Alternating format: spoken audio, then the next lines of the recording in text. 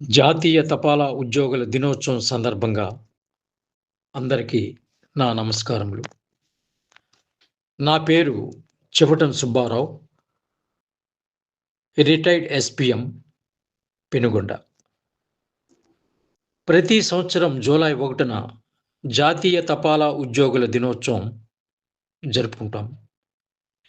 ఎండ, వాన, చలి వంటి ప్రతికూల పరిస్థితులను సైతం లెక్క చేయకుండా మన కోసం ఉత్తరాలు, పార్సెల్స్‌లను చేరవేస్తూ సేవలందిస్తున్న పోస్టల్ ఉద్యోగుల కృషిని గుర్తు చేసుకునే రోజుది. డిజిటల్ యుగంలో కూడా పోస్టల్ వ్యవస్థ తన ప్రాముఖ్యతను కోల్పోలేదు. మారుమూల గ్రామాలకు అవసరమైన వస్తువులు, వైద్య పరికరాలు, బ్యాంకింగ్ సేవలు, ఉత్తర ప్రత్యుత్తరాలను చేరవేస్తూ ప్రజలకు నమ్మకమైన సేవలు అందిస్తోంది. మన జీవితాల్లో మౌనంగా కీలక పాత్ర పోషిస్తున్న ప్రతి పోస్టల్ ఉద్యోగికి ఈ సందర్భంగా నా హృదయపూర్వక కృతజ్ఞతలు తెలియజేసుకుంటూ, నేను ఈ సందర్భంగా వ్రాసినటువంటి కవిత 'నాన్నోయ్ ఉత్తరం' మీరు విని మీ యొక్క అమూల్యమైన ఆశీస్సులను నాకు అందిస్తారని, మా ఛానల్‌ని సబ్స్క్రైబ్ చేసుకుంటారని నేను మనస్ఫూర్తిగా కోరుకుంటున్నాను. రచన, పఠనం చెవిటం సుబ్బారావు.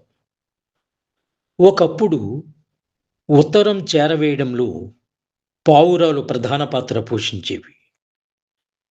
రాజులే పోయినా, రాజ్యాలు కూలినా ఉత్తరం మాత్రం ఉన్నతంగానే ఉంది. పండక్కి ముందే అమ్మ చూసే ఎదురుచూపులు ఆగతాయిగా ఉన్న నాకు అర్థమయ్యేవి కావు. అమ్మ కళ్ళల్లో ఆనంద బాష్పాలు జాలువారేటప్పుడు అలా మసకబారిన తన కళ్ళను బయటి కొంగుతో అద్దుకుంటూ ఉత్తరం చదువుతున్నప్పుడు అర్థమయ్యేది, అది అమ్మమ్మ పండుగ పిలుపని. వీధి అరుగు మీద ఆడుకునే నన్ను నాన్నా ఉత్తరం అంటూ అప్పుడప్పుడు పిలిచే పోస్ట్‌మ్యాన్ బాబాయ్ పిలుపు నాకెంతో ఆనందాన్నిచ్చేది. నిక్కర వయసులో నాకు ఉత్తరం విలువ తెలిసేది కాదు.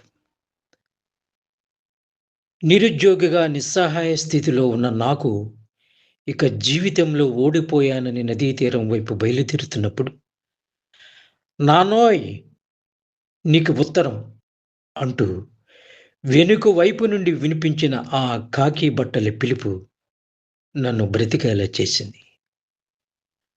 ఆ ఉత్తరం మా అందరి జీవితాల్లో కోటి వెలుగుల కాంతిని నింపింది.